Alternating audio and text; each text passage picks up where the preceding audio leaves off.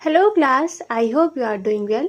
तो आज हम अपने द भारतीय साक्ष्य अधिनियम 2023 के आगे के प्रोविजंस के बारे में जानेंगे। तो आगे बढ़ें इसके पहले एक ब्रीफ इंट्रोडक्शन हमारा हो जाना चाहिए कि हमारा बीएसए यानी भारतीय साक्ष्य अधिनियम है क्या। तो हम सभी जानते हैं कि 1 जुलाई 2024 से हमारा जो 3 न्यू क्रिमिनल लॉज हैं वो इन्फोर्समेंट में आ गए हैं, यानी द भारतीय साक्ष्य अधिनियम, द भारतीय न्याय संहिता और द भारतीय नागरिक सुरक्षा संहिता। ठीक है, और ये तीनों रिप्लेस किसको करते हैं, हमारा जो पुराना हमारा क्रिमिनल लॉज था, यानी आईपीसी, सीआरपीसी और एविडेंस एक्ट। तो जो हमारा द भारतीय साक्ष्य अधिनियम है ये रिपील करता है इंडियन एविडेंस एक्ट 1872 को।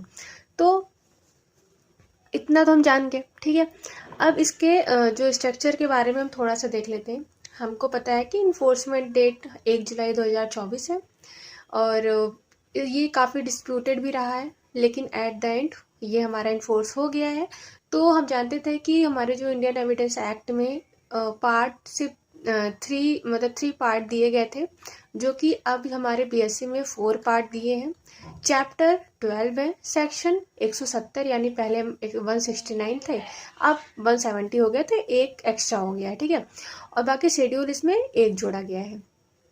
तो आई थिंक ये हमारी क्लास नंबर 6 है। हाँ, 6 है। तो अगर आपको मेरी आगे की क्लासेस देखनी है, यानी बेयर एक्ट कैसे पढ़ना है और क्या क्या इसमें इम्पोर्टेंट होता है, तो आप मतलब मेरी बाकी क्लासेस यहाँ पे देख सकते हैं, वो प्लेलिस्ट में लगा है। और तो एक ब्रीफ इंट्रोडक्शन कि अभी तक हमने क्या क्या कर लिया है। तो हमने डेफिनेशन क्लॉज पढ़ लिया है, एक्सटेंट पढ़ लिया है, लाइक जैसे पहले था कि ये होल ऑफ इंडिया में होगा एक्सेप्ट जम्मू कश्मीर, तो इसको रिपील किया गया यानी होल ऑफ इंडिया हुआ। अब हमारे बीएसए में क्या है कि ये जो क्लॉज लिखा था ना होल ऑफ इंडिया, इसे ही रिपील कर दिए हैं, क्योंकि हमको पता है कि हमारे जो लॉज है वो पूरे ऑल ओवर इंडिया में ही एक्सटेंड होते हैं। उसके बाद हमने इसका जो इंटरप्रिटेशन क्लॉज होता है, यानी जो डेफिनेशन होते हैं, वो हमने पढ़ लिया। पहले क्या था कि सेक्शन 3-4 में वो बटा हुआ था, अब सेक्शन 2 में ही हम उसको देख लेते हैं पूरा ABCD करके, तो वो बार बार रिवाइज से याद हो जाएगा। इसके बाद हमने क्या देखा, रेलिवेंसी ऑफ फैक्ट, जैसे कि ऑल फैक्ट आर रेलिवेंट। ठीक है, उसमें हमारा कंडक्ट आया, स्टेट ऑफ माइंड आया, प्ले ऑफ एलिबाई वगैरह वगैरह। फिर उसके बाद जजमेंट आया, ओपिनियन, एक्सपर्ट का ओपिनियंस किस हद तक रेलिवेंट होता है वो हमने पढ़ लिया। उसके बाद कैरेक्टर कहाँ पे, okay so sorry for interruption. तो फिर हमने देखा कि कैरेक्टर कहाँ तक रेलिवेंट होता है। फिर उसके बाद हम आ जाते हैं हमारे डॉक्ट्रिन ऑफ जुडिशियल नोटिस पे, तो वो भी हमने देख लिया था शॉर्ट फॉर्म में ही।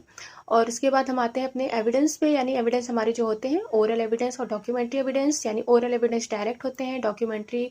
फिर उसके बाद हमने देखा प्राइमरी एविडेंस क्या होते हैं, सेकेंडरी एविडेंस क्या होते हैं, सेकेंडरी किस में दिया जा सकता है, और बेस्ट एविडेंस रूल क्या होता है कि हम कोई भी जो डॉक्यूमेंट से रिलेटेड होता है उसकी हम प्राइमरी ही दें, यानी एज इट इज़ दे, और लॉ जहाँ पे अलाउ करते हैं हम वहीं पे सेकेंडरी एविडेंस देते हैं। देन उसके बाद हम आगे बढ़ते हैं तो हमारा आ जाता है प्रिजम्पशंस। ठीक है, अब प्रिजम्पशंस मतलब कि वही कि कोर्ट के डिस्क्रिशन कहाँ है और कहाँ पे उसको एज इट इज़ मानना पड़ेगा, तो वो भी हमने देख लिया। अब आज हम कहाँ पर हैं, अपने चैप्टर नंबर 6, जो कि पार्ट नंबर 3 का पार्ट है, और ये बात करता है of the exclusion of oral evidence bye documentary evidence. तो ये एक बहुत इंपॉर्टेंट प्रोविजंस है हमारा द भारतीय साक्ष्य अधिनियम, इंडियन मतलब हमारे जो बीएसए है उसका एक बहुत ज़्यादा इम्पॉर्टेंट टर्म है। ये प्री मेंस इंटरव्यू तीनों में ही आता है वैसे तो, लेकिन आई थिंक रिटन के लिए ज़्यादा इंपॉर्टेंट है। तो इसको भी शॉर्ट फॉर्म में ज़्यादा लेंथी ना करके थोड़ा सा पढ़ते हैं कि बेयर एक्ट में क्या क्या लिखा है और कितना हमको पढ़ने की ज़रूरत है। तो हमारा सेक्शन 94 और 95, जो कि पहले हमारा इंडियन एविडेंस एक्ट 91 एंड 92 में दिया हुआ था, तो ये बात करता है एक्सक्लूजन ऑफ ओरल एविडेंस के बारे में, और किससे मतलब किसके साथ इसको एक्सक्लूजन किया जा रहा है, वो है डॉक्यूमेंट्री। मतलब ऐसे सर्कमस्टेंसेस का जहाँ पे हमको सिर्फ और सिर्फ डॉक्यूमेंट ही कोर्ट के सामने प्रस्तुत करना है, हम उसके लिए मतलब एविडेंस जो देना है वो ओरल एविडेंस नहीं दे सकते हैं। तो वो चीज़ें कहाँ कहाँ पे रिलायबल होंगी, ये हमको सेक्शन 94 और 95 में पढ़ने को मिलता है। तो अब आते हैं सेक्शन 94। इसमें दिया हुआ है कि evidence of term of contract, ठीक, grants and other disposition of property reduce to form a document. तो यहाँ पे 3 मेन दिए हुए हैं। बात कर रहा है कॉन्ट्रैक्ट की, बात कर रहा है ग्रांट की, और अदर डिस्पोजिशन ऑफ प्रॉपर्टी, यानी प्रॉपर्टी को डिस्पोज करने के लिए जो अदर फॉर्म होते हैं, लाइक वेदर ये विल के द्वारा दिया जा रहा है, वेदर ट्रांसफ़र के द्वारा दिया जा रहा है, या क्या कहते हैं सेल के द्वारा दिया जा रहा है, मॉर्गेज, मतलब इस टाइप की जो क्या कहते हैं उसे ट्रांसफर्स होते हैं, वो चीज़ें इसमें बताई गई हैं। तो यहाँ पे बोला जा रहा है कि when the terms of a contract or of a grant or any other disposition of property have been reduced to a form of a document. तो यहाँ पे ये बोला जा रहा है कि सबसे पहले तो ये टर्म समझते हैं कि टर्म, यहाँ पे टर्म का यूज़ क्यों किया गया है। लाइक कॉन्ट्रैक्ट हम जानते हैं कि कॉन्ट्रैक्ट हमारा जो होता है वो ओरल भी बन सकता है और हमारा रिटर्न भी बन सकता है। बट ओरल तो ठीक है, रिटर्न के लिए हम एक स्पेसिफिक डॉक्यूमेंट बनाते हैं, लाइक टर्म एंड कंडीशन करके, ठीक है। जैसे हम कहीं भी देखते हैं या कोई भी फॉर एग्जांपल कोचिंग ही लेते हैं तो उसमें टर्म एंड कंडीशंस करके लिखी होती है। तो जो लिखा है उसमें कि मतलब कि जो हम टीचर्स हैं कोचिंग के, वो आपको ऐसे ऐसे क्लासेस देंगे, उसके बाद इसमें मान लीजिए डेली बेसिस पे 2 क्लासेस आएंगी, या उसके बाद उसमें प्री के भी क्वेश्चंस होंगे, और फिर अगला जो आपकी कोचिंग ले रहा है वो ये मतलब वहाँ पे ये एक्सेप्ट कर रहा है क्योंकि ये कोचिंग लेने के बाद मैं इसको 10,000 दूंगा या 20,000 दूंगा, जितने भी, ठीक है। तो ये जो टर्म एंड कंडीशंस हैं, यहाँ पे बाद में ये भी लिखा होता है कि फीस रिफंड नहीं होगी वगैरह वगैरह टाइप। तो ये जो एक लिखित डॉक्यूमेंट होता है, इसे ही हम टर्म कहते हैं। तो टर्म का मतलब है कि जो डॉक्यूमेंट में जितनी भी चीज़ें लिखी हुई हैं, ठीक है, वो एक पर्सन के लिए ऑब्लिगेशंस होती हैं और दूसरे पर्सन के लिए वही राइट्स होती हैं। तो ये चीज़ें जो हैं वो टर्म्स के रिगार्डिंग में देखा जाता है। तो वही बोला जा रहा है कि अगर कॉन्ट्रैक्ट, ग्रांट या अदर डिस्पोजिशन ऑफ प्रॉपर्टी से रिलेटेड जो reduce to the form of document, जिन्हें एक डॉक्यूमेंट के फॉर्म में रिड्यूस कर दिया गया है, यानी वो जब किया गया कॉन्ट्रैक्ट जब किया गया तो वो एक डॉक्यूमेंट में उसका पूरा टर्म एंड कंडीशन लिखा गया है, ठीक है। और and in all cases in which any matter is required by law to be reduce in form of document, या तो ऐसे मैटर्स या ऐसे केसेस जो कि लॉ ही रिक्वायर कर रहा है कि ये जो है, मतलब ये जो आप ट्रांजेक्शन कर रहे हैं, ये कैसे होना चाहिए, रिड्यूस होना चाहिए इन फॉर्म ऑफ डॉक्यूमेंट, यानी लिखित होना चाहिए। आपको ज़रूरी है, लाइक हम विल ही देख लीजिए, ठीक है। अब ठीक है, इसमें तो आगे ये लिखा हुआ है कि विल के ऊपर ये नहीं होता है, अप्लाई नहीं होता है, लेकिन फॉर एग्जांपल विल देख लीजिए या मॉर्गेज देख लीजिए, ऐसी चीज़ें, तो उसमें क्या है कि रिटर्न डॉक्यूमेंट बहुत ज़रूरी होता है, लिखित होता है हर चीज़। तो वहाँ पे लॉ ही बोला, मतलब लॉ के द्वारा ही बोला गया है कि इन चीज़ों का जो है एक प्रॉपर रिटर्न डॉक्यूमेंट होना ज़रूरी है। तो ऐसी कंडीशन में no evidence shall be given in proof of a term of a such contract, grant और other disposition of property except the document itself. तो यहाँ पे अगर कोई ऐसे मैटर्स हैं तो वहाँ पे ये बोला जा रहा है कि ओरल एविडेंस नहीं दिया जाएगा। मतलब यहाँ पे जो डॉक्यूमेंट है उसको ही इटसेल्फ, यानी उसको ही प्रस्तुत करना पड़ेगा कोर्ट के सामने एज अ प्राइमरी एविडेंस। तो सबसे पहले तो हम क्या जान लिए कि एक बेस्ट एविडेंस रूल है, यानी अगर कोई कॉन्ट्रैक्ट, ग्रांट या अदर डिस्पोजिशन ऑफ प्रॉपर्टी से रिलेटेड कोई डॉक्यूमेंट है, उसको कोर्ट के सामने प्रूव करना है तो आपको एज इट इज डॉक्यूमेंट ही प्रूव करना पड़ेगा, यानी as it is document is submit करना पड़ेगा कोर्ट ऑफ लॉ के सामने। उसके लिए आप ओरल ही जाके ऐसा नहीं बोल सकते कि हाँ मैंने ये कॉन्ट्रैक्ट किया था, तो ओरल एविडेंस यहाँ पे बिल्कुल ही एक्सक्लूड होगा। ये हो गया कॉन्ट्रैक्ट इटसेल्फ। और सेकेंडरी एविडेंस, यहाँ पे ये भी बताया जा रहा है कि पहले तो हमने प्राइमरी किया, ठीक है, प्राइमरी एविडेंस वहाँ पे देना जरूरी है, बट ऐसे कंडीशन में जहाँ पे लॉ ने रिक्वायर किया है या लॉ ने छूट दी है कि ठीक है, अगर मान लो कोई ऐसा डॉक्यूमेंट है जो कि लॉस्ट हो गया है या डिस्ट्रॉय हो गया है, या हमने जो पीछे पढ़ा था सेक्शन याद नहीं आ रहा है 56, मतलब हाँ जो भी सेकेंडरी एविडेंस हमने पढ़ा था, तो उसमें भी हमने देखा था कि कहाँ कहाँ पे सेकेंडरी एविडेंस दिए जाते हैं। तो वही कंडीशन यहाँ पे भी है कि अगर कोर्ट ऑफ लॉ बोला है कि ठीक है आप ऐसे कंडीशन में आप सेकेंड एविडेंस दे सकते हैं, तो फिर वहाँ पे वो अलाउ होगा।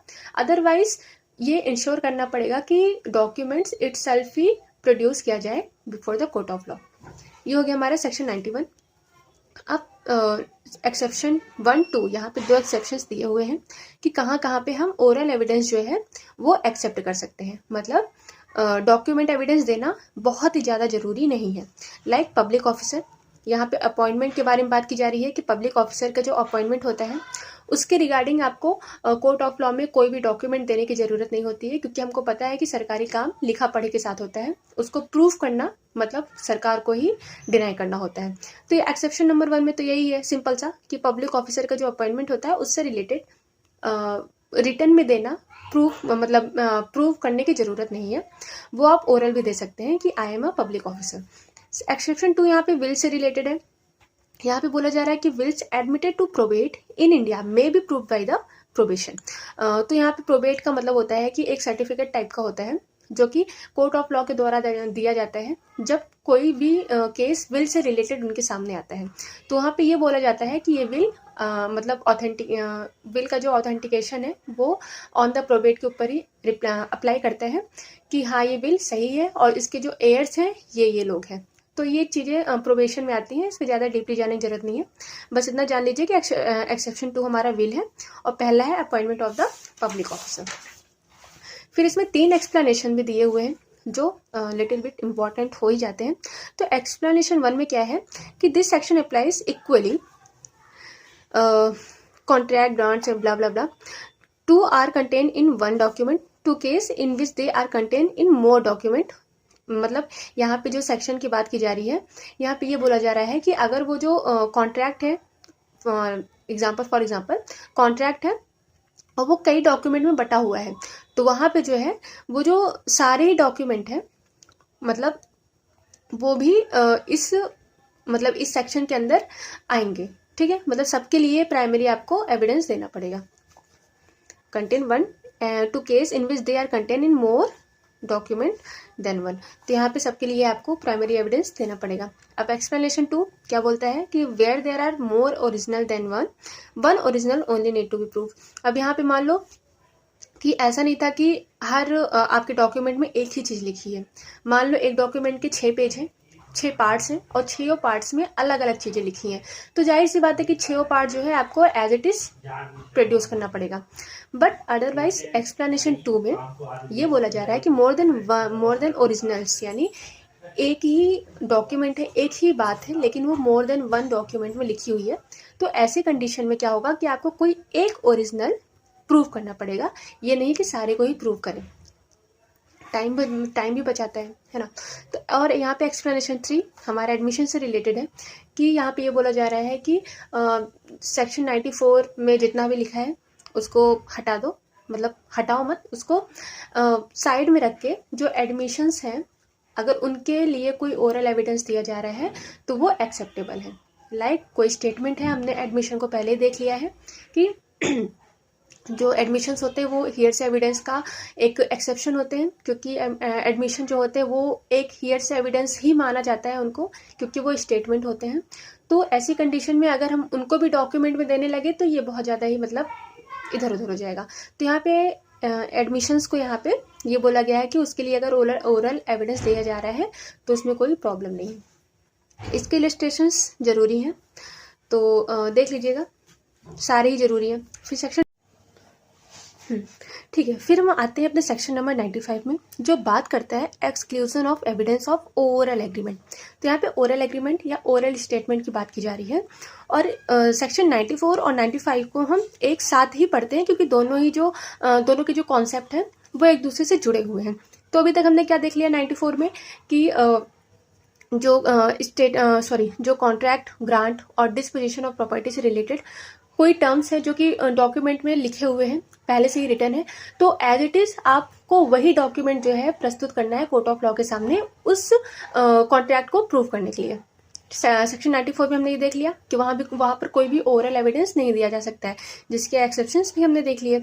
अब 95 में इसके फर्दर प्रोविजन दिया गया है, when the terms of any such contract, grant और other disposition of property or any matter required by law to be reduced to the form of a document have been proved according to section 94। तो यहाँ पे बोला जा रहा है कि कोई जो कॉन्ट्रैक्ट, जो टर्म्स ऑफ कॉन्ट्रैक्ट है, ग्रांट है और अदर डिस्पोजिशन है प्रॉपर्टी का, तो वो 94 के अकॉर्डिंग, वो सेक्शन 94 के अकॉर्डिंग प्रूफ किया जा चुका है, कोर्ट ऑफ लॉ में प्रूफ किया जा चुका है ऑलरेडी। तो अब उसके बाद कोई भी एविडेंस जो कि ओरल एग्रीमेंट या स्टेटमेंट होगा वो एडमिटेड नहीं होगा।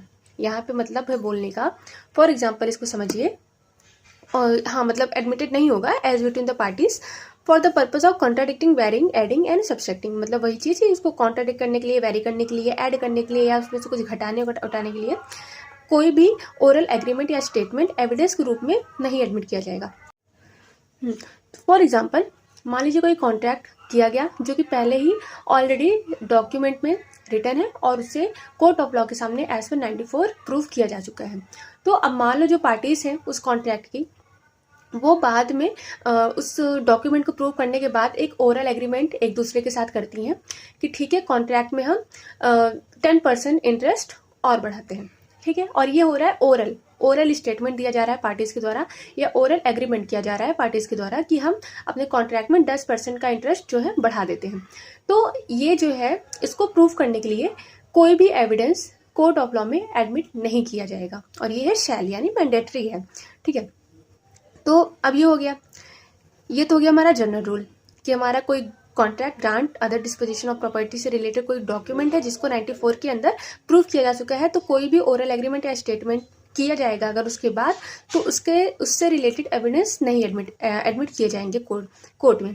अब इसके हमारे प्रोवाइजो जो है ये इंपॉर्टेंट हो जाते हैं, ये बताते हैं एक्सेप्शंस को कि चलो ठीक है ओरल एग्रीमेंट हमारा नहीं हो रहा है अलाउ, ठीक है, ऐसी कंडीशन में। बट ऐसे 6 कंडीशन जो कि हमारे इंडियन एविडेंस एक्ट में 6 थे और अब उसी को 7 कर दिया गया है, यानी हमारा जो ये 5th वाला प्रोवाइजो है इसी को तोड़ दिया गया है। तो वो एक मान लीजिए कि एक ही है, ठीक है, 6-7 जो भी हो। तो ये जो हमारे 6-7 एक्सेप्शंस दिए हुए हैं, यहाँ पे ये बताया जा रहा है कि अगर इस टाइप का कोई ओरल एग्रीमेंट किया जा रहा है ऐसे डॉक्यूमेंट में जो कि 94 के अकॉर्डिंग प्रूफ किया जा चुका है, तो कौन कौन सी कंडीशन होगी जहाँ पे ओरल एग्रीमेंट के बिहाफ पर आप एविडेंस दे सकते हो कोर्ट ऑफ लॉ में, वो मतलब एडमिट किया जाएगा। तो अभी तक हमने जनरल रूल पढ़ लिया, अब हम देखते हैं इसके एक्सेप्शंस क्या क्या हैं। तो प्रोवाइजो फर्स्ट बात करता है, any fact may be proved which would invalidate any document, fraud, intimidation, illegality, यहाँ पे कोर्जन भी आ जाएगा, मिस रिप्रेजेंटेशन भी आ जाएगा, मिस्टेक भी आ जाएगा, मतलब ऐसे फैक्ट जो कि उस डॉक्यूमेंट को इनवैलिडेट कर रहे हैं। और इसका रीज़न क्या है, या तो फ्रॉड के द्वारा, या तो इंटिमिडेट के द्वारा, या तो इलीगैलिटी के द्वारा, या मिस्टेक, कोर्जन, मतलब जितने भी इस टाइप के जो भी होते हैं फैक्ट, उन चीज़ों, अगर ऐसी चीज़ें उस डॉक्यूमेंट को इनवैलिडेट कर रही हैं तो इसके रिगार्डिंग आप oral evidence court of law में दे सकते हैं। मतलब एक तरफ से जो ओरल एग्रीमेंट इसके बाद में किया गया है उसके रिगार्डिंग एविडेंस दिया जा सकता है। अब ऑफ सेकंड क्या बात करता है कि document is silent, any separate oral agreement यानी जो एग्रीमेंट पहले से ही हमारा कॉन्ट्रैक्ट था उसके बाद कोई सेपरेट ओरल एग्रीमेंट किया गया है जिसके जिसके बिहाफ पे जो हमारा डॉक्यूमेंट है, जो हमारा एग्जिस्टेड डॉक्यूमेंट है, जो प्रूफ किया जा चुका है, वो साइलेंट है। मतलब वो कुछ भी नहीं बोल रहा है, वो ना तो ये बोल रहा है कि ये जो सेपरेट ओरल एग्रीमेंट है ये सही है या गलत है, कुछ भी नहीं बोल रहा है। तो हम जानते हैं कि सिविल लॉ में हम CPC में पढ़ते ही हैं कि अगर कोई भी चीज़ें साइलेंट होती हैं तो वो एडमिटेड मानी जाती हैं।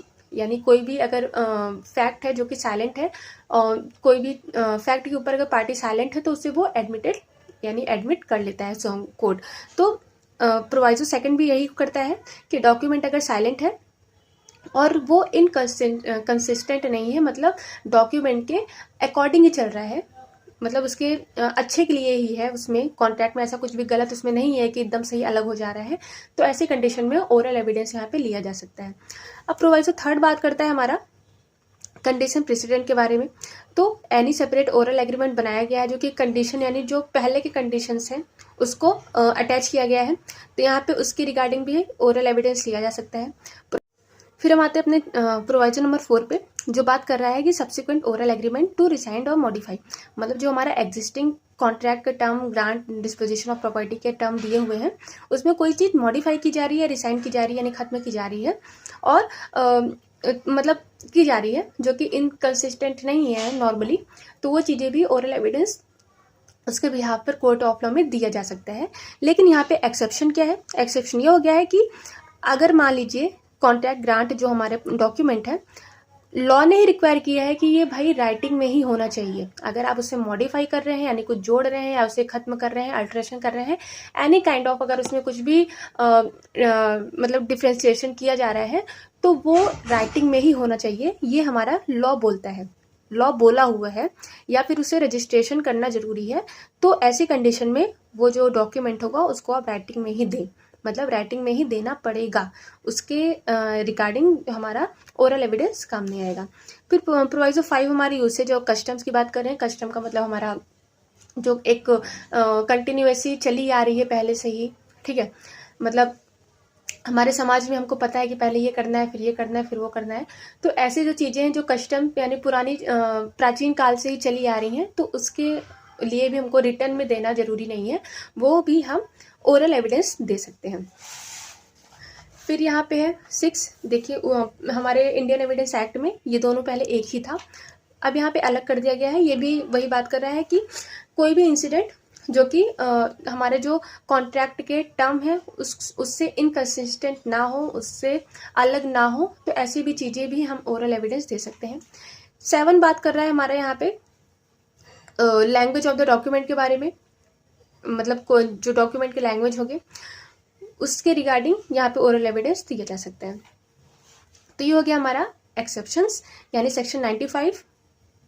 एक शॉर्ट फॉर्म में अगर देखा जाए तो जो डॉक्यूमेंट अंडर सेक्शन 94 में एज इट इज प्रूफ किए जा चुके हैं, जनरल रूल ये कहता है कि उसके यानी उसके बिहाफ पे कोई भी अदर ओरल एग्रीमेंट या ओरल स्टेटमेंट किया गया है तो उसके लिए कोई एविडेंस नहीं दिया जा सकता है, यानी कोर्ट में एडमिट नहीं किया जाएगा। बट इसके हमें 6 एक्सेप्शंस देखने को भी मिलते हैं जहाँ पे ओरल एविडेंस जो है कोर्ट ऑफ लॉ के द्वारा एडमिट किया जाएगा और ये एडमिसिबल होता है। तो सेक्शन 94, 95 बहुत इंपॉर्टेंट प्रोविजन है जो बात करता है exclusion of evidence of oral evidence, यानी ओरल एविडेंस कहाँ कहाँ नहीं दिया जाएगा, या एकदम से ही एक्सक्लूड है कि कोर्ट लॉ के द्वारा ये रिक्वायर किया गया है कि यहाँ पे रिटर्न ही देना जरूरी है। तो ये हो गया हमारा सेक्शन 94 और 95 का इम्पॉर्टेंट, ठीक है। और इसका इलस्ट्रेशन सारे ही इम्पॉर्टेंट हैं, लाइक CDEFG और आई थिंक I भी इम्पॉर्टेंट है। ये आप देख लीजिएगा, इसमें ज़्यादा कुछ भी जानने की ज़रूरत नहीं है, सेम वही जो प्रोवाइजो है वही प्रोवाइजो यहाँ पे बताया गया है। तो अब हम बात करते हैं सेक्शन नंबर 101 की, जो बात करता है evidence as to meaning of illegible character. तो इलेजिबल कैरेक्टर मतलब होता है कि जिसको ऐसे कैरेक्टर्स जो कि इलेजिबल यानी जो पढ़ाई में नहीं आ रहे हैं, जो समझ में ही नहीं आ रहे हैं कोर्ट ऑफ लॉ को, तो ऐसे में एविडेंस वहाँ पे दिया जा सकता है। Like foreign, obsolete, technical, local. अब भाई कोई कंप्यूटर का ही कुछ लैंग्वेज आ गया तो जाहिर सी बात है वो हमारे जज साहब को नहीं समझ में आएगा आसानी से, तो ऐसे में वहाँ पे एविडेंस दिया जा सकता है। ये हो गया हमारा 101। 102 बात करता है who may give evidence of agreement varying term of document. तो यहाँ पे 102 जो है उसको हम एज एन एक्सेप्शन पढ़ते हैं सेक्शन 95। हमने भी सेक्शन 95 में देखा था कुछ देर पहले ही, वहाँ पे ये बताया जा रहा था कि जो पार्टीज हैं, जो उस कॉन्ट्रैक्ट की जो पार्टीज हैं, सिर्फ उन्हीं के द्वारा एग्रीमेंट किया जा सकता है ना, उन्हीं के द्वारा वहाँ पे एविडेंस डॉक्यूमेंट प्रोड्यूस किया जा सकता है, या उन्हीं के द्वारा वो जो सब्सट्रैक्टिंग या एडिंग की जा रही है, जो अल्ट्रेशन किया जा रहा है, सिर्फ पार्टीज के द्वारा किया जा सकता है। बट 102 यहाँ पे ये बोल रहा है कि ऐसे पर्सन जो कि पार्टी नहीं है उस डॉक्यूमेंट के, मतलब जो डॉक्यूमेंट हमारा कोर्ट ऑफ लॉ के सामने दिया गया है, जो पर्सन यहाँ पे एविडेंस दे रहा है वो पर्सन उस डॉक्यूमेंट की कोई पार्टी नहीं है, एज एन स्ट्रेंजर इसको समझ लीजिए, और देयर रिप्रेजेंटेटिव इन इंटरेस्ट, और उसके जो रिप्रेजेंटेटिव हैं जिनका इंटरेस्ट है उस डॉक्यूमेंट से रिलेटेड, तो वो एविडेंस यहाँ पे दे सकते हैं, ठीक है, किसी भी टर्म मतलब डॉक्यूमेंट को टर्म को वेरी करने के लिए। अब सेक्शन 103 यहाँ पे बात करता है कि saving of provisions of Indian Succession Act relating to wills. तो यहाँ पे विल्स के जो इंडियन सक्सेशन एक्ट का जो विल्स से रिलेटेड जो प्रोविजंस है उसको सेव किया गया है। मतलब जो हमने अभी तक चैप्टर 6 में पढ़ा उसमें से कोई भी प्रोविजन हमारे विल में नहीं अप्लाई होंगे। ये होता है हमारा 103, यानी विल को एक्सक्लूड किया जाता है इस चैप्टर से। अब हम बात करते हैं अपने चैप्टर नंबर 4 जो बात करता है production and effect of evidence. Chapter number 7 part 4 और chapter number 7 of the burden of proof. तो बर्डन ऑफ प्रूफ हमारा बहुत इंपॉर्टेंट एक टर्म हो जाता है, बहुत इंपॉर्टेंट एक प्रोविज़न हो जाता है हमारे लॉ से रिगार्डिंग। एविडेंस बीओपी जाना माना है, जानते हैं, प्री मेंस इंटरव्यू देने के लिए ही है। तो हमारा इंडियन एविडेंस एक्ट पार्ट 3 में बटा हुआ था, ठीक है, तो हम 3rd पार्ट में पढ़ते थे बीओपी। अब जो हमारा बीएसए है ये हमारा 4 पार्ट में बटा हुआ है, तो हम इसको 4 पार्ट में यहाँ से स्टार्ट करते हैं। तो सबसे पहले एक जनरल रूल में समझ लें कि बर्डन ऑफ प्रूफ है क्या। तो burden of proof, burden word ही लिखा हुआ है बर्डन, तो यहाँ पे प्रूफ करने का बर्डन होता है कि आप प्रूव करो कि आप जो कह रहे हो वो सत्य है। ये होता है हमारा बर्डन ऑफ प्रूफ एक बहुत ही सिंपल से लैंग्वेज में। अब इसको हम बेयर एक्टिव लैंग्वेज से समझ लेते हैं। तो सेक्शन 104 जो पहले 101 में दिया हुआ था, बर्डन ऑफ प्रूफ का मतलब होता है हु एवर डिजायर, ठीक, desires any court to give judgement as to any legal right और liability dependent on the existence of fact which he assert must prove that those fact exist. तो यहाँ पे बोला जा रहा है कि हुएवर यानी कोई भी पार्टी जो उस केस से रिलेटेड है, कोई भी पार्टी ये डिज़ायर करती है कोर्ट से जजमेंट देने के लिए किसी भी लीगल राइट या लाइबिलिटी इससे के रिगार्डिंग जो कि उस फैक्ट में एग्जिस्ट करती है, तो विच ही अजर्ट मस्ट प्रूव, मतलब जो डिज़ायर कर रही है अगर वो अजर्ट करती है कि ऐसे कोई फैक्ट है जो कि हमारे केस में एग्जिस्ट करता है, यानी ये सच है, इसको मानिए आप, अफर्म कर रहे हैं, अफर्म किया जा रहा है यहाँ पे पार्टी के द्वारा। When a person is bound to prove, और जब वो पर्सन बाउंड हो जाता है बाय द लॉ कि आप इसको प्रूव करो, तो ये जो बाउंडनेस है यहाँ पर उसे ही हम कहते हैं बर्डन ऑफ प्रूफ। और ये लाई होता है ऑन दैट पर्सन, यानी उसी पर्सन के ऊपर ये लाई करता है जो कि उस फैक्ट को अजर्ट कर रहा है, यानी जो कि उस फैक्ट को अफर्म कर रहा है, यानी जो उस फैक्ट को चाहता है कि कोर्ट ऑफ लॉ ये माने। तो ये हो गया हमारा बेयर एक्ट के हिसाब से जो डेफिनेशन है बीओपी की। तो 104 यही है, और ये प्रिंसिपल पे आधारित है। 2 प्रिंसिपल, एक है ओनस प्रोबेंडी, एक है फैक्टम प्रोबेंस। तो ये हो गया। अब हम एक चीज़ यहाँ पे जान लेते हैं कि जो हमारा क्रिमिनल केस होता है और सिविल केस होता है, इसके प्रोसीजर्स अलग अलग चलते हैं, हम सभी जानते हैं, और दोनों को ही प्रूफ करने की जो स्टैंडर्ड होता है वो भी अलग अलग होता है। ऐसा नहीं है कि सिविल केस को प्रूफ करने के लिए बहुत ज़्यादा टफ प्रोसीजर अप्लाई किया जाता है और क्रिमिनल लॉ को प्रूफ करने के लिए बहुत ही ज़्यादा लिबरल स्टैंडर्ड को अप्लाई किया जाता है। तो यहाँ पे दोनों को एक सेपरेट करने के लिए, यानी दोनों को समझने के लिए लॉ ने स्टैंडर्ड बनाया है कि जो क्रिमिनल केस हैं वो प्रूफ किए जाएंगे बियॉन्ड द रीजनेबल डाउट। मतलब कुल मिला के 2 प्रकार के प्रूफ होते हैं, 2 प्रकार के बर्डन ऑफ प्रूफ माने जाते हैं। एक होता है बियॉन्ड द रीजनेबल डाउट और दूसरा होता है प्रीपोंडरेंस ऑफ द प्रोबेबिलिटी। तो reasonable beyond the reasonable doubt ये प्रूफ किया जाता है हमारे क्रिमिनल केस में। यानी मान लो अगर कोई केस मर्डर का चल रहा है और प्रूफ करना है प्रोसिक्यूशन को कि वो इंसान मर्डर किया हुआ है, तो प्रोसिक्यूशन को बियॉन्ड द रीजनेबल डाउट, मतलब ऐसा कोई डाउट ही ना बचे, नो डाउट, कोई डाउट ना बचे कि ये पर्सन मर्डर नहीं किया है। तो मतलब एक होता है ना point, at a peak point, कि वहाँ जाके कुछ भी फैक्ट ऐसा बच ही नहीं रहा है कि ए बच जाए कि उसने मर्डर नहीं किया हुआ है। तो ऐसी कंडीशन में वहाँ ए के ऊपर चार्जेस यानी ए जो है कन्विक्ट हो जाता है। तो हमारा जो क्रिमिनल केस है ये हमेशा बियॉन्ड द रीजनेबल डाउट जाकर ही प्रूव किया जाता है। और सिविल केस जो होता है वो हमारा प्रीपोंडरेंस ऑफ प्रोबेबिलिटी के बेस पर प्रूव किया जाता है। तो यहाँ पे थोड़ा लिबरल दिया हुआ है क्योंकि सिविल केस में प्लेंटिव डिफेंडेंट जो हमारा जो बर्डन ऑफ प्रूफ है वो शिफ्ट होते रहते हैं। हम जानते हैं कि एक दे रहा है कोई एविडेंस, दूसरा उसको डिनाई कर रहा है, एडमिट कर रहा है, तो इस टाइप से चलता है। तो प्रोबेबिलिटी यहाँ पे देखी जाती है कि एक जो रीजनेबल इंसान है वो किस हद तक सच मान सकता है, किस हद तक अपने डॉक्यूमेंट को प्रूव कर सकता है। तो भाई मान लो प्लेंटिफ अपना ला रहा है एविडेंस, डिफेंडेंट अपना एविडेंस ला रहा है। अब इसमें से 1% भी अगर दोनों में से किसी का भी एविडेंस रिलाई कर गया तो वो जीत गया केस। तो ये यहाँ पे चलता है प्रोबेबिलिटी के हिसाब से। तो सिविल केस और क्रिमिनल केस दोनों ही बहुत अलग होते हैं। तो क्रिमिनल केस को प्रूव करने के लिए हमको बियॉन्ड द रीजनेबल डाउट यानी बहुत ही ज़्यादा सोच समझ के इसको प्रूव करना चाहिए।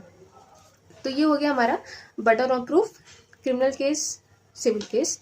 अब सेक्शन 105 में आते हैं और 104 जो है ये कभी शिफ्ट नहीं होता है, यानी ये जो बीओपी होता है अंडर सेक्शन 104 ये हमेशा उसी पर्सन के द्वारा दिया जाता है जिसने अफर्म किया हुआ है, यानी जो चाहता है कि कोर्ट ऑफ लॉ ये माने।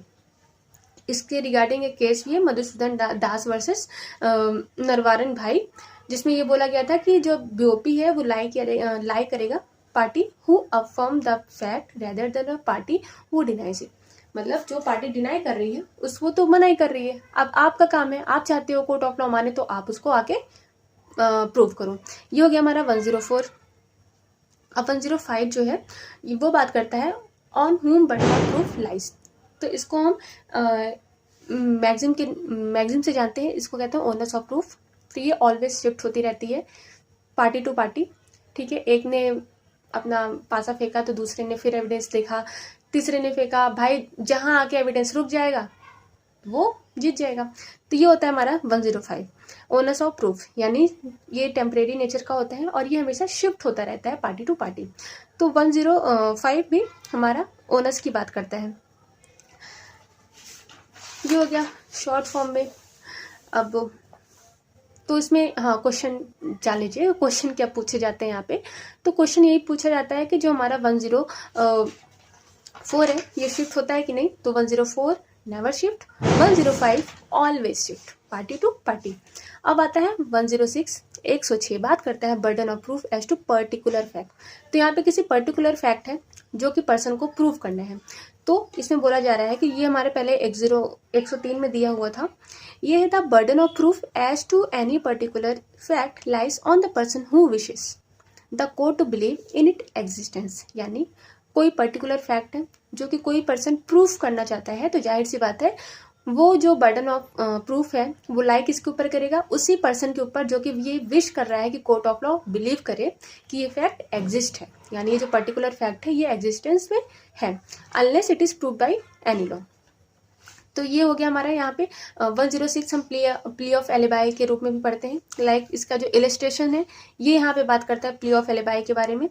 तो ठीक है, इसको देख लीजिएगा, ज़्यादा इसमें जानने की ज़रूरत नहीं है। फिर हो गया हमारा 107, ये बात करता है हमारा burden of proving fact to be prove to make evidence admissible. अब यहाँ पे एविडेंस एडमिसिबल के बारे में बात की जा रही है। तो the burden of proving any fact necessary to be proved, यानी बर्डन ऑफ प्रूफ नेसेसरी है किसी भी फैक्ट को प्रूव करने के लिए in order to enable any person to give evidence. तो on the person who wishes, यहाँ भी वही जो पर्सन विश कर रहा है उसी को ही एविडेंस देना पड़ेगा। 108 में क्या है, लाइक इसका इलस्ट्रेशन ए देख लीजिए। ए विशेस टू प्रूफ, यानी ए जो है वो विश कर रहा है प्रूफ करने के लिए कि जो डाइंग डिक्लेरेशन दिया है बाई बी, यानी बी के द्वारा डाइंग डिक्लेरेशन दिया गया है, तो ए को ये प्रूफ करना पड़ेगा कि बी मर चुका है। अब भाई बी के द्वारा अगर डाइंग डिक्लेरेशन दिया जा रहा है तो हम पहले ही जान चुके हैं कि जो डाइंग डिक्लेरेशन होता है वो कब माना जाता है, जब उसको देने वाला पर्सन मर चुका हो। ठीक, अगर वो मरते मरते भी रह गया तो वो एज अ डाइंग डिक्लेरेशन नहीं बोला जाएगा। तो डाइंग डिक्लेरेशन में पर्सन की डेथ होना बहुत जरूरी है। तो अगर ए चाह रहा है कि कोर्ट ऑफ लॉ के सामने ये बोलना कि जो ये हमारे सामने जो स्टेटमेंट है ये डाइंग डिक्लेरेशन है और किसकी, बी की, तो ए को पहले प्रूफ करना पड़ेगा कि बी मर चुका है। ये हो गया हमारा 107। अब 108 जो हमारा पहले सेक्शन 105 में था, ये काफ़ी इंपॉर्टेंट हो जाता है हमारे क्रिमिनल लॉ के रिगार्डिंग। तो इसमें बात कर रहे हैं कि burden of proving that cases of accused come with in exceptions. अब हमारा जो पहले आईपीसी में एक्सेप्शन था वो सेक्शन 76 से 106 था, ठीक है, हम जानते हैं आईपीसी के बारे में। अब वो चीज़ें हमारी बीएनएस आ गई, यानी भारतीय न्याय संहिता। तो उसमें जो एक्सेप्शंस हैं वो कहाँ से कहाँ तक है, सेक्शन 14 से लेके सेक्शन 44 तक हमारा एक्सेप्शंस यानी जनरल एक्सेप्शन दिया हुआ है। लाइक कि अनसाउंडनेस ऑफ माइंड हो गया, माइनॉरिटी हो गया, चाइल्ड हो गया, इसके अलावा जो हमारा कंसेंट होता है, मतलब जितने भी डिफेंसेस हम ले सकते हैं अपने केस में, लाइक प्राइवेट डिफेंस टाइप का। तो ये हो गया हमारा 108। तो यहाँ पे ये बोला जा रहा है कि ऐसी कंडीशन आती है जहाँ पे कोई पर्सन एक एक्यूज्ड है, ठीक है, और उसको प्रूव करना चाहता है किसी भी जनरल एक्सेप्शंस को, किसी भी मान लीजिए प्राइवेट डिफेंस को ही प्रूव करना चाहता है अंडर भारतीय न्याय संहिता, और एनी स्पेशल एक्सेप्शन या कोई और स्पेशल एक्सेप्शंस है, प्रोवाइजो है, उसको प्रूव करना चाहता है। तो जो बर्डन ऑफ प्रूफ होगा, यानी प्रूव करने का जो बर्डन होगा एक्यूज्ड के ऊपर ही होगा, इज अपॉन हिम। यानी जो एक्यूज्ड चाहता है कि कोर्ट ऑफ लॉ माने कि मैंने ग्रेव एंड सडन प्रोवोकेशन में दूसरे को मारा, तो वो जो हमारा एक्यूज्ड है उसी को ये प्रूव करना पड़ेगा कि उस टाइम में गुस्से में था। तो ये हो गया हमारा 108, जो पहले 105 में दिया हुआ था। ये इंपॉर्टेंट हो जाता है हमारा क्रिमिनल केस के लिए। तो BOP is on accused. Like इसका इलस्ट्रेशन देख लेते हैं। A accused of murder alleges that by reason of unsoundness mind, ठीक, he did not know the nature of act. यहाँ पे जो ए है वो एक्यूज्ड ऑफ मर्डर है, और वो यहाँ पे कोर्ट ऑफ लॉ को ये बताना चाहता है कि मैंने जब ये कांड किया, मतलब मैंने जब ये क्राइम किया तो मैं अनसाउंडनेस था, मतलब मेरा जो माइंड था वो किसी भी चीज़ को सोचने समझने से परे था, मुझे नहीं पता चल रहा था कि मैं मार रहा हूँ। तो भाई आपने ऐसा बोल दिया, लेकिन अब प्रूफ कौन करेगा? तो आपको ही प्रूफ करना पड़ेगा कि आप उस टाइम आउट ऑफ माइंड हो गए थे। अब ये हो गया हमारा इलस्ट्रेशंस 108 इंपॉर्टेंट प्रोविजन हो जाता है। अब हम आते हैं अपने सेक्शन नंबर 109 में, जो इम्पोर्टेंट हो जाता है। इसको पहले हम 106 में पढ़ते थे, जो बात करता है burden of proving fact specially with in knowledge. तो यहाँ पे जो बर्डन ऑफ प्रूफ की बात की जा रही है वो स्पेशली विद इन नॉलेज, यानी नॉलेज में, किसी पर्सन के नॉलेज में है, ऐसी चीज़ों को प्रूव करने की बात की जा रही है। तो इस पे एक मैगजीन काम करता है, रेस स्पा लोक्यूटर, जो बात जिसका मीनिंग होता है the things speaks for itself, मतलब जो चीज़ें हुई हैं, जो चीज़ें घटित हुई हैं, इंसिडेंट हुआ है, वो खुद ही बता रही है कि भाई हाँ मुझे मारा गया है। अब मान लो एक रूम में गया तो एक इंसान है, कोई पर्सन है जिसको कहा जा रहा है कि इसने सुसाइड किया, बट वहाँ पे सुसाइड जैसी कोई चीज़ें ही नहीं है, सामान बिखरे हुए हैं, ब्लड इधर उधर गिरा हुआ है, कांच टूटे हुए हैं। तो भाई अब कोई सुसाइड करेगा तो वो शांति से करेगा ना, ऐसे थोड़ी ना है कि वो कांच तोड़कर और सामान इधर उधर करके वहाँ पे सफाई करे, वहाँ पे सुसाइड करने जाएगा। तो यहाँ पे साफ साफ दिख रहा है कि ये सुसाइड नहीं है, मर्डर है। तो ऐसी चीज़ें जो खुद ही बता रही है कि हाँ मेरे साथ ये हुआ है, एज अ स्पेशली नॉलेज। तो ये चीज़ें हमारे 109 में रेलिवेंट हो जाती हैं। इसमें जो है बर्डन ऑफ जो प्रूव होता है अपॉन हिम, यानी जिसके मतलब जिसके पास ये नॉलेज होती है उसी के ऊपर ये बर्डन ऑफ प्रूफ होता है कि आप इसको मतलब आप इसको प्रूव करो, क्योंकि आपके पास ही नॉलेज है, कोई थर्ड पर्सन आके यहाँ पे प्रूव नहीं कर पाएगा। ये हो गया हमारा 109। ये बात करता है लास्ट सीन थ्योरी की भी, यानी लास्ट सीन थ्योरी का मतलब मैंने आपको पहले ही समझा चुका है, मतलब मैं आपको पहले समझा चुकी हूँ। लाइक लास्ट सीन थ्योरी मतलब होता है कि जब किसी पर्सन के साथ जब भी कोई क्राइम कमिट होता है तो उस क्राइम के कमिट होने के जस्ट पहले जो भी पर्सन उसके साथ देखा गया हो वो एज एन एक्यूज्ड बुला लिया जाता है हमारे कोर्ट ऑफ लॉ में। क्योंकि जाहिर सी बात है कि मरने के पहले आप अगर उस इंसान के साथ थे, यानी सॉरी आप नहीं, मतलब ए पर्सन, मान लो बी मरा और बी के साथ ए को देखा गया था उसके मरने के जस्ट 5 मिनट पहले, तो वही 5 मिनट में इधर उधर कैसे हो सकता है? तो जाहिर सी बात है जो शक है वो हमारा ए के ऊपर ही जाएगा। तो ये होता है लास्ट सीन थ्योरी। फिलहाल ये एक वीक टाइप ऑफ एविडेंस है, इसको ज़्यादा मतलब ज़्यादा रिलायबल नहीं माना जाता है। ये कोरोबरेटिव एविडेंस की तरह यूज़ होता है, मतलब ऐसा नहीं कि आप लास्ट टाइम उसके साथ देखे गए हैं तो आप ही ने ही मारा है, तो ये चीज़ें नहीं है। अब 1010 में आते हैं।